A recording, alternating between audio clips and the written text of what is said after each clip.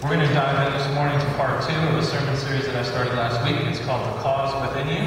And this has been a pretty exciting week. We had our first small group on Wednesday night that goes along with this study. And I would really encourage you, if you have the opportunity on Wednesday night, to join us for that. It's just an opportunity for us to go a little bit deeper into the subjects and the topics that we bring up on Sunday. I can only cover certain things on Sunday morning, and we can really dive into it a bit more on Wednesday night. So 6:30 on Wednesday nights if you're available and would like to join us. We had a really good group this last week, and you can jump in anytime. It's not like one of those where if I miss a week, then I can't do it. You can come in anytime. So if you are going to come, we would encourage you to get the book. It's called The Cause Within You by Matthew Barnett. And you can get it through Amazon. You can download it on your Kindle or Reader, whatever you guys have.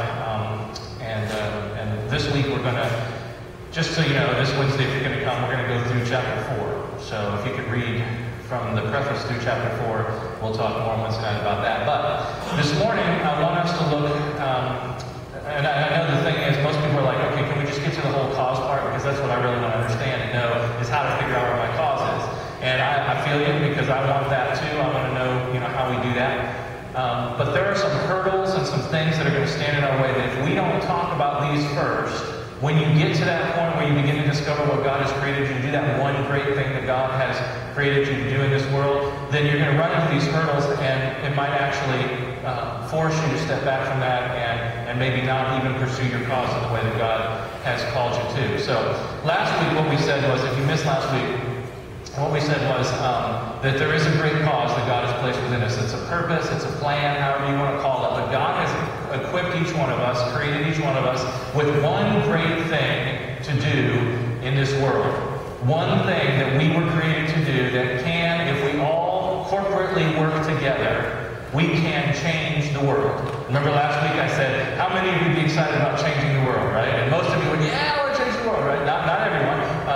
Like my son, he didn't want to change the world, but he's thought about it since then, and he's kind of come around. He's a little bit more interested in changing the world this week, which is a good thing, because really what he says to his dad, I can't even change a tire, much less change the world. So let me start small, and that's a good thing, because really I started thinking about it. I started thinking, maybe changing the world is a little too big. Maybe we ought to start a little bit smaller. Maybe we ought to think about changing our home, or changing our neighborhood, or changing our community, maybe changing ourselves, maybe, changing our hairstyle, I don't know, whatever. There's some smaller things that we can think about as we begin to think about this. But the idea is ultimately, if we do tap into what God has created us to do, that we can actually bring about change, that we can actually bring good into the world. And that's really what we want, is to be able to bring good into the world. We looked at Moses last week, remember? And we looked at how Moses, came up with all these excuses about why he wasn't supposed to do it and somebody else was supposed to do it. And ultimately what happens is we begin to realize that God's calling us to do something, to step outside of our comfort zone, and we start coming up with excuses. I don't know, God, maybe somebody else, surely, probably not me, I can't do that. And so we want to get past that hurdle. But today I want us to talk about just a couple other hurdles that are going to get in our way.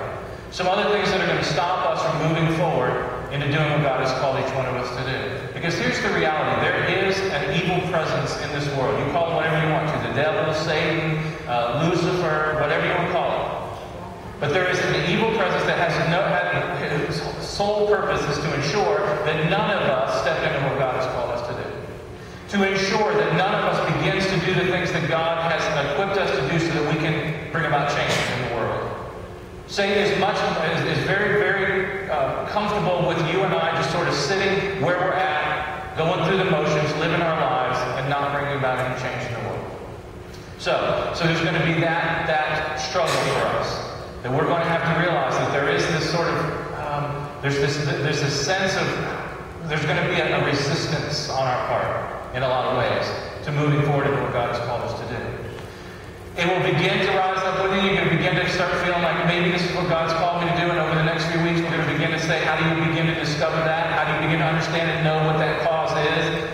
We'll get there. But today I just want you to understand this, that it's going to be difficult. There's going to be everything within you is going to push against this. Because here's the bottom line. I alluded to this last week, and I'll just bring it out fully here now, because if you got to get this, or else you'll miss the whole thing. Bottom line is, your cause, my cause, will always be about, who wants to finish the sentence? other people. Always. It will never be about us. Your great cause will never be about helping you to become a better person. It will never be about you getting more money or a nicer house or a nicer car or a prettier girlfriend, any of that, ever. And see, the problem is that's what culture teaches, isn't it? That's what society teaches. That's the way we're conditioned. That we will be happy, that we will be content, that we will be fulfilled when we get everything that we think we ought to get. Your great cause, that thing which God has placed in you and created you to do, will always be about serving. It will always be about other people. Because there are so many people in this city and in our neighborhoods and in our schools and in our workplace and in this state and in this nation and in this world who are struggling and suffering and far from God. And they need us to step up and be Christ to them. So that's the thing you've got to understand. It's always going to be about other people. In fact, here's what Matthew Barnett says in the book, quote, that we do have it. All right, awesome, beautiful. I was so glad. I didn't think we were going to have it. We even moved the whole projector so that it fit in the screen so I could be happy again. I'm so good. It was bothering me. Here's what he says. A transforming cause is never about you. Promoting yourself, achieving greater fame or fortune, experiencing more pleasure or comfort, amassing greater power. It is always about using the resources that God has given you, skills, relationships, experiences, money, time, intelligence, and all the rest, to make a positive impact in the lives of others. Okay? Always. Now I'm going to make a statement right now. This might be somewhat controversial, and you might disagree with me on this. And here's the thing. It's cool to disagree with me. I am not one of those preachers that feels like, you cannot disagree with me. You can absolutely disagree with me. Anytime. You won't be right, but you can disagree with me. No, I'm just saying. No, I'm a bit silly. You can disagree with me on anything. In fact, I was pretty convinced that this statement I'm about to make, I was really solid on until Wednesday night when Kathy brought up a point that got me thinking. And it wasn't that she was disagreeing with me. She just said, well, what about this? And I went, all right. So Thursday I went back and researched that, and I thought a little bit more about it. And I still come back to this statement I'm about to make. I still feel like this is right. Here's the statement. It may not sound controversial right up front, but I want you to hear it through, and then you're going to see how it's kind of, you might struggle with it. Here's the statement. I do not think that it is possible for you or for me to actually live into the cause that God has created in us, to fulfill our cause, until we surrender our lives to Christ. That's the statement. I do not think it's possible for us to actually do what God has created us to do until we fully surrender our lives to Christ. Now here's the controversial part, because what Kathy brought up to me was there's this entire movement out there, spearheaded mostly by atheists, that's called Good Without God. And I went and looked it up, and they're right. There's a whole book, there's a whole movement, Good Without God. The idea is this, that we can do good things. We can be good people without God. We don't need God to be good. Now here's my argument on that. I could be wrong, but here's the way I think. I think that regardless of whether or not people who don't believe in God think that they can be good without God, they're actually being good because of God, and they don't realize it. There's a doctrine that we cling to in the United Methodist Church. And not a lot of churches cling to this, but I think it's a great doctrine. It's called Prevenient Grace. Prevenient Grace essentially says this, that there is a divine love that surrounds all humanity and precedes or goes before any and all of our conscious impulses. Let me explain that in layman's terms. God is always working in our lives to try to woo us and draw us to Him. That's prevenient grace. No matter who you are, no matter how far away from God you are, God is always doing a work in our lives trying to draw us to Him. Prevenient grace. In 1 Peter, it says that God would that none would perish, but all would come to know Christ. And so I believe that God's always at work doing something, even if we don't believe in Him, even if we don't follow Him. That doesn't mean He's not going to work in our lives. See, even if you don't acknowledge Him, you're out doing good things, and you're like, see, I can do good without God, but all the time God's doing it through you. You see what I'm saying? That's the way I think about it. I think God is doing it through them in an attempt to get them to understand, wait, I could never do this on my own. I could never do this on my own. Why? Because if we actually break it down and think about it, every single one of us from birth is selfish, aren't we? Every single one of us from birth. None of us comes into this world with any desire to do good. Just look at babies. Those of you who have babies. First words, mama, dada, mine. Right? Those are the first three words. Right? That's mine. Give that to me. They will actually smack another child to get the thing. How many babies do you know have compassion? Have you ever known a baby at 2 a.m. that wakes up and goes, oh, wait a second, hold on. Mom and dad are sleeping. You know, I know I'm really hungry right now, but golly, I should just go right back to sleep because I don't want to wake. No! The baby screams because the baby wants what the baby wants, and the baby wants it now, right? There is this natural desire within each of us to be selfish, self-centered, to strive for self-preservation, and that continues throughout our entire lives. And then culture infuses more and more into that. It says if you don't have this, you won't be happy. You got to have that in order to be secure. And so this continual cycle of self-preservation, self-gratification, self-love, right? Selfishness. The gospel teaches, Jesus teaches, that the only way to happiness and fulfillment and contentment in this life is selflessness. To empty yourself of your desires and your needs and your wants and to serve others. Listen to this passage from Matthew chapter 16. Matthew chapter 16, starting at verse 24. Then Jesus said to his disciples, if any of you wants to be my follower, you must turn from your selfish ways, take up your cross, and follow me. If you try to hang on to your life, you'll lose it. But if you give up your life for my sake, you will save it. And what do you benefit if you gain the whole world but lose your own soul? Is anything worth more than your soul? For the Son of Man will come with his angels in the glory of his Father and will judge all people according to their what? Their deeds. The things that they do in life. We had a great discussion about this on Wednesday night too. I won't go into all the details. Suffice it to say that we came to the conclusion that there is something that is rewarding, whether in this life or the next, about doing the right thing, about living into our cause. If you go to Matthew 25, you will see that when the King comes, he'll separate people on his right and left, sheep and goats. You've heard this, right? The goats, be gone from me, out of my sight, because when I was hungry, you didn't feed me. When I was thirsty, you didn't give me anything to drink. When I was naked, you didn't press me to visit me. When I was sick, you didn't come to see me. Those of you on my right, yeah, you can come on in and inherit eternal life. Because when I was hungry, you fed me. When I was thirsty, you gave me something to drink. When I was naked, you gave me clothing. When I was sick and in prison, you came and visited me, right? You know that whole thing. Well, when did we ever do that? Whenever you did it to the what? Least of these, my brothers and sisters, you have done it to me. Right? That's the criteria. That's the criteria. We are to serve, we're to give, we're to lay out our lives, to sacrifice all that we are, to abandon our wants and our needs. And that is so antithetical to everything that we know, right? This is hard.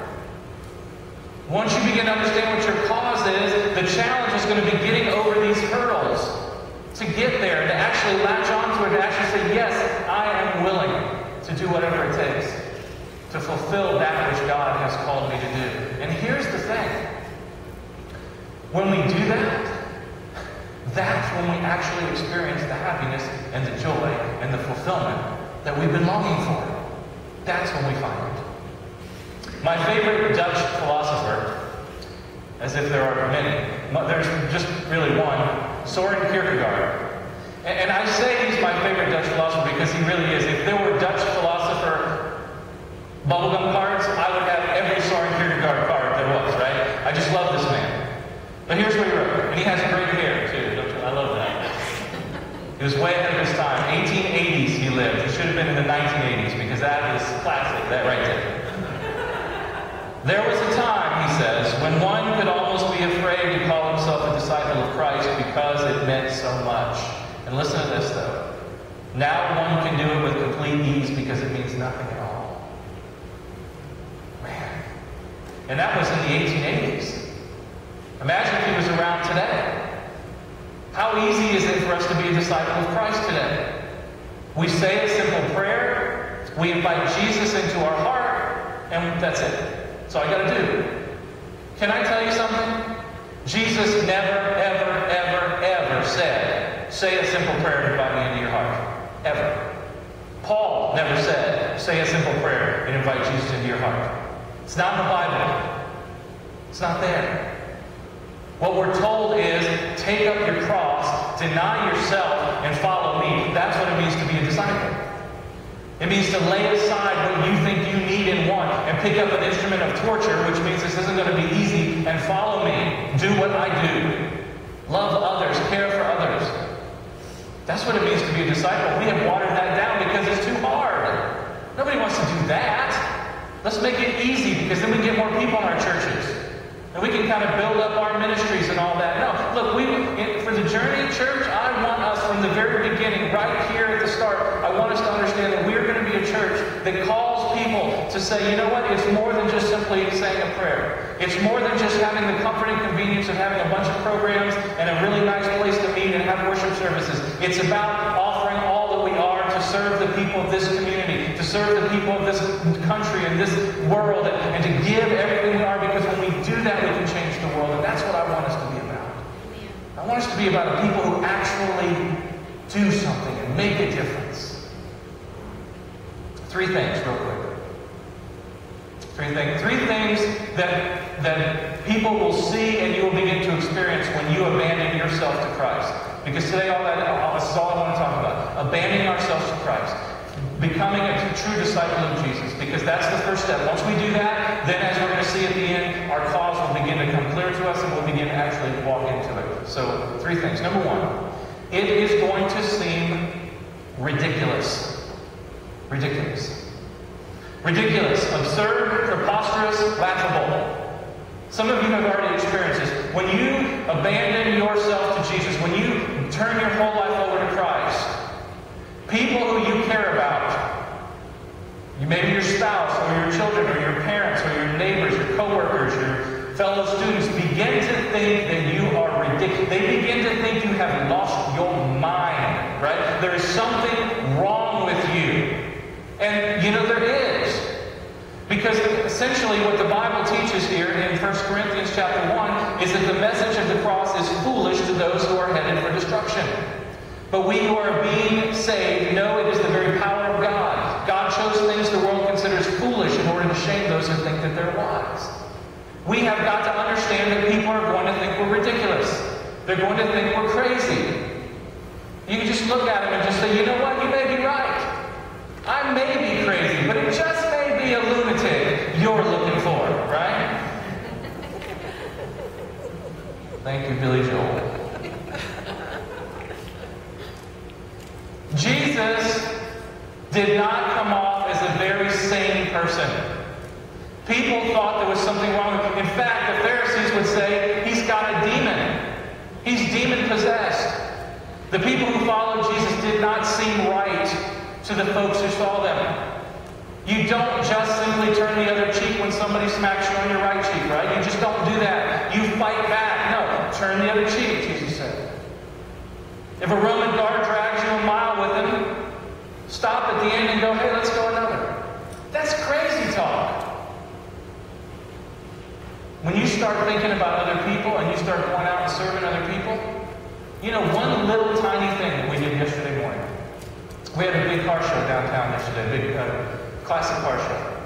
Sandra and I decided we were going to get there early in the morning, and we were going to load a cart up with coffee and pastries, and wheel the cart around so all the people who were setting up their cars could have free coffee and stuff. Freaked everybody out.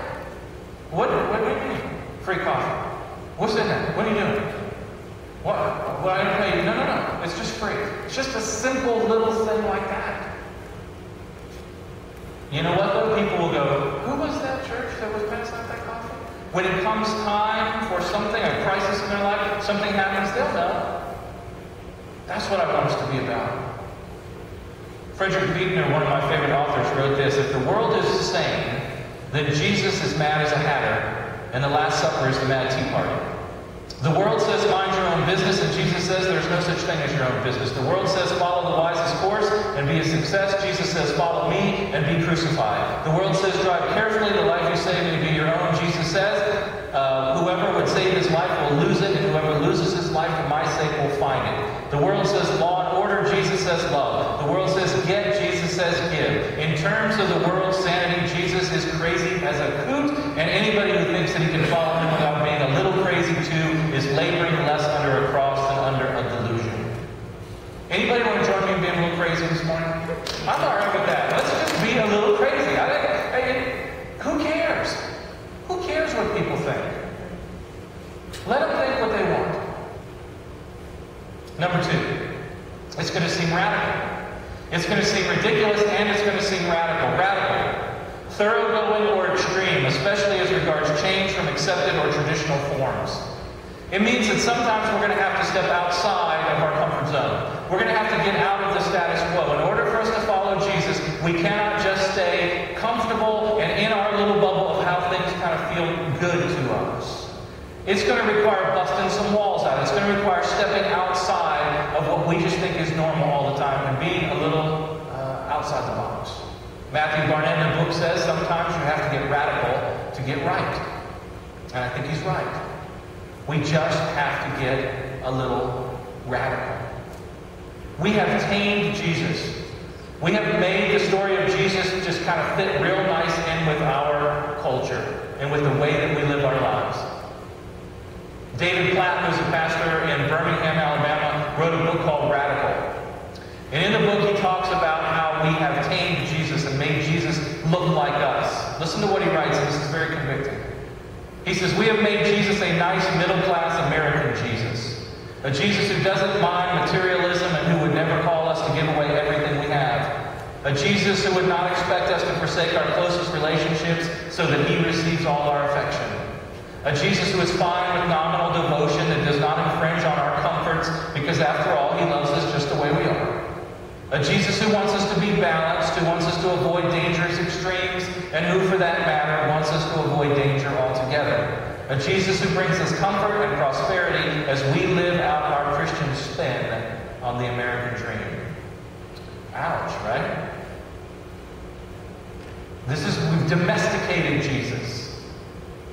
Other authors that I like, who I read, call Jesus a wild Messiah. He was radical. He didn't do things the way people thought he should. Why do we? Why are we willing to allow ourselves to kind of fit into a nice little mold? I don't think we're going to. I want us to be radical. I want people, when they think of the journey, to go, that is a ridiculous church. That is a radical church. That's a church that refuses to get sucked into the model of contemporary Western American Christianity. That's a church that's willing to step outside the boundaries and get a little crazy. Are you guys still want to be members? Are you good? Okay. All right. Number 3. Ridiculous, radical, risky. It's going to seem risky. My friends Alan Hirsch and Michael Frost call this an adventure or a quest that we're on. I like to call it a journey. That's why we call it a journey. Because we are. We're on this adventure together. We're on this journey together. We're on a quest together. And if you ever watch like Lord of the Rings or any of the wonderful quest movies or adventure movies, it's never dull, is it? It's always adventurous. There's risk involved. Risk, exposure to the chance of injury or loss, a hazard or dangerous chance. Are you willing to do that? Are you willing to risk some things? To step out on the edge, as it were? Because here's the promise. Here's the thing that I've discovered through the Bible. God never promises that it'll be easy. He never promises that it'll be safe. But one thing he does promise is that he will always be with us. He says things like, fear not, for I am with you. I have redeemed you. I have called you by name. Child, you are mine. When you walk through the water, I will be there. When you go through the fire, you'll not be burned, for I am with you. He says things like, have not I commanded you, be strong and courageous. Be not afraid or dismayed, for the Lord your God is with you wherever you go. Those are challenging scriptures to me. I love those words of encouragement. Because it's God saying, get on out of your comfort zone. Step on outside of the status quo. Get a little risky. Step out on the edge. Live the adventure. Christianity ought to be an adventure, guys. It ought to be something fun and exciting and risky. And listen, I am the last person to call for risk, okay? When we go to the amusement parks, I don't want to go on the roller coaster, okay? I don't want to do that. I'm a little bit, I don't like them, okay? I don't do the risky things. I would never jump out of an airplane, okay? I wouldn't do those kinds of things. But Christianity calls us to do that. Some of us who like stability and comfort, it's time for us to make some choices and say, if I'm going to really follow Jesus, I may need to get a little risky. I may need to step outside of this comfort a little bit and take a leap of faith. Michael Frost and Alan Hirsch write this: our preferences for stability and security blind us to the opportunities for adventure when they present themselves. Adventures are events, dramas, and stories into which individuals and communities are swept up. Their end uncertain and their plot indecipherable. In an adventure, we become players in a larger drama that unfolds as we go. However, there is no real control over the beginning or the end of the journey. We must simply choose to see it through or opt out.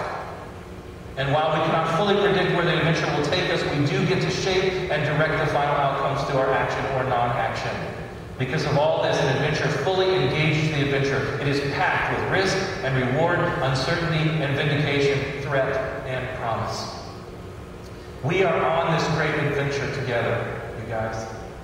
As a church, as individuals, as a group of followers of Jesus. That's what I want for us. I want us to pack up our bags and get on an adventure, on a journey that's risky, that's radical, that's ridiculous. Because when we do that all together, corporately, we will see change happen. Because what's going to happen is once you do that, once we abandon ourselves to Christ, and we say, Lord, I am tired of trying to live my life the way that I feel like I should. I am tired of trying to get everything I feel like I need to get. It's not working. I'm ready to abandon it all. I'm ready to sacrifice to you. I'm ready to lay it all down. When we do that, then suddenly we begin to see the cause rise up within us. And God begins to open our eyes to the needs all around us. And we start going, you know what? I feel like I'm led to do that. And then somebody else says, yeah, me too, and me too. And all of a sudden, there's a whole group of us going, hold on, let's do this and let's impact change. Let's make a difference. Let's help these folks. Let's see what we can do to impact this community and this city, this neighborhood, and our school for the kingdom of God. That's exciting to me. But it's not easy. I've just laid it out for you here this morning. This is what it's going to require. It's going to require us just making some decisions about whether we're okay just being comfortable or whether we're ready to step outside and do something a little radical and a little ridiculous and a little risky. I hope you are. I am. Alicia is.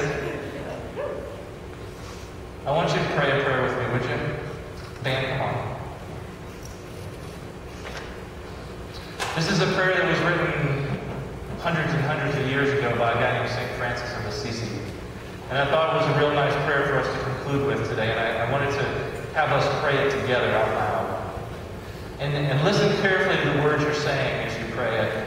Because this is a prayer that asks God to do something in us.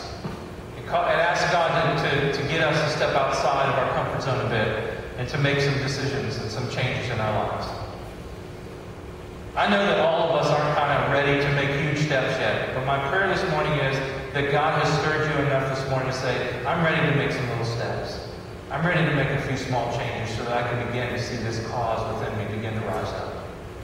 And if you are, let's pray these words together. Ready? Lord, make me an instrument of your peace. Where there is hatred, let me sow love. Where there is injury, pardon. Where there is doubt, faith. Where there is despair, hope. Where there is darkness,